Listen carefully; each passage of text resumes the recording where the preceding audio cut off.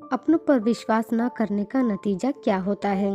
भगवान ने भी न जाने क्या सोचकर मुझे सचिन जैसी औलाद दी है। एकदम अव्वल दर्जे का नालायक बेटा मिला है मुझे। एक तरफ विकास है जो सबसे घुल मिलकर रहता है, सबसे प्रेम से बातें करता है।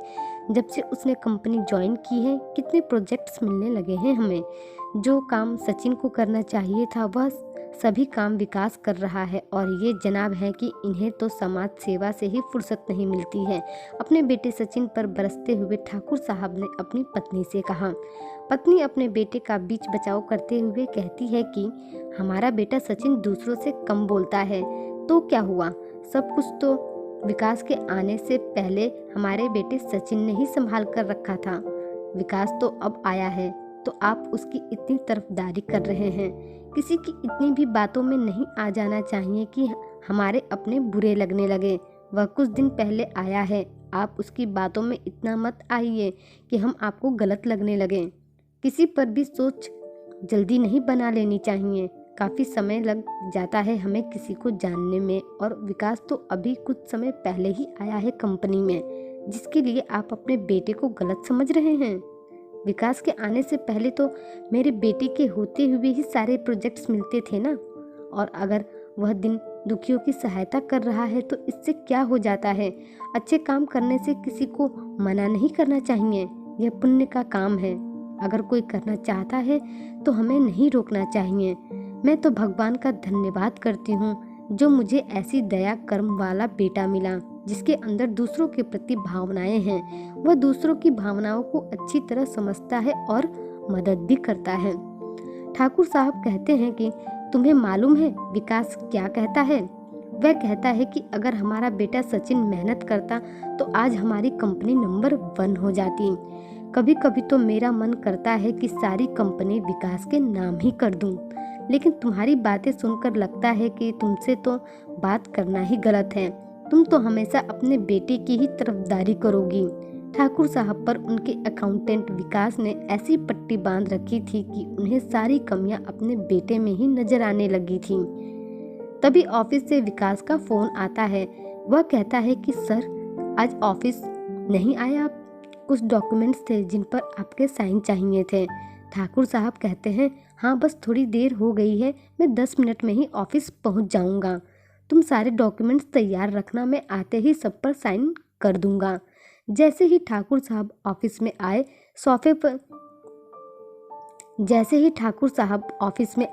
सोफे पर बैठते हुए विकास ने उनकी तरफ फाइल बढ़ा दी और साथ ही कलम भी उन्हें साइन करने के लिए दे दिया। ठाकुर साहब कहते हैं जल्दी जल्दी बताओ कहाँ साइन करना है, मुझे एक मीटिंग में जल्दी जाना है। 1-2 पेपर करने के बाद सचिन ने देखा कि डैड बिना पढ़े ही वह पेपर साइन कर रहे हैं, तो वह बोल पड़ा, डैड पहले पेपर पढ़ तो लीजिए, आखिर इनमें लिखा क्या है। सचिन वहीं दूसरी तरफ सोफे पर बैठा हुआ अखबार पढ़ रहा था। ठाकुर साहब कहते हैं तुम चिंता मत करो, यह डॉक्यूमेंट्स विकास ने तैयार किए हैं, सब ठीक ही होंगे, इसमें पढ़ने की क्या ज़रूरत है। मुझे विकास पर पूरा भरोसा है। लेकिन सचिन को विश्वास नहीं हो रहा था। उसने कहा डैड अगर आप नहीं पढ़ रहे हैं तो मैं पढ़ देता हूँ। सचिन ने जैसे ही वह डॉक्यूमेंट्स पढ़ना शुरू किया तो वह हैरान हो गया। फिर उसने अपने डैड को बताया कि डैड आप इन डॉक्यूमेंट्स को बिना पढ़कर साइन करने वाले थे, आपको शायद मालूम नहीं इन डॉक्यूमेंट्स में क्या लिखा है।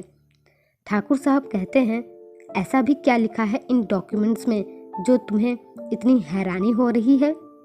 सचिन ने कहा इसमें लिखा है कि आप अपनी सारी संपत्ति अपने पूरे होशो हवास में विकास के नाम कर रहे हैं, क्योंकि आपको अपने बेटे सचिन पर भरोसा नहीं है। यह सुनकर ठाकुर साहब को बहुत अचंभा हुआ।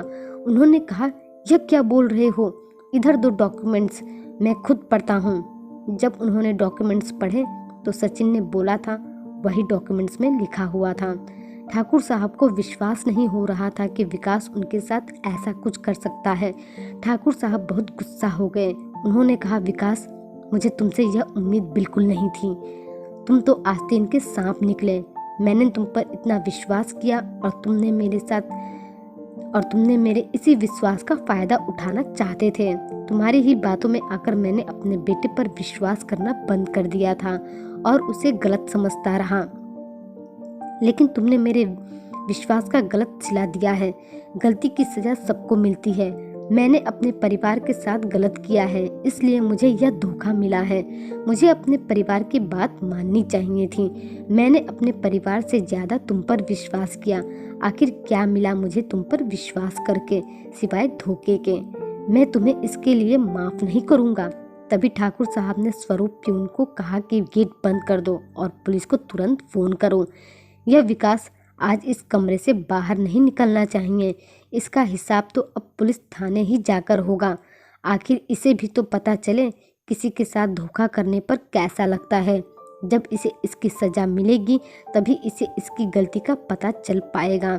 थोड़ी देर में पुलिस भी आ गई और विकास को पकड़कर ले गई।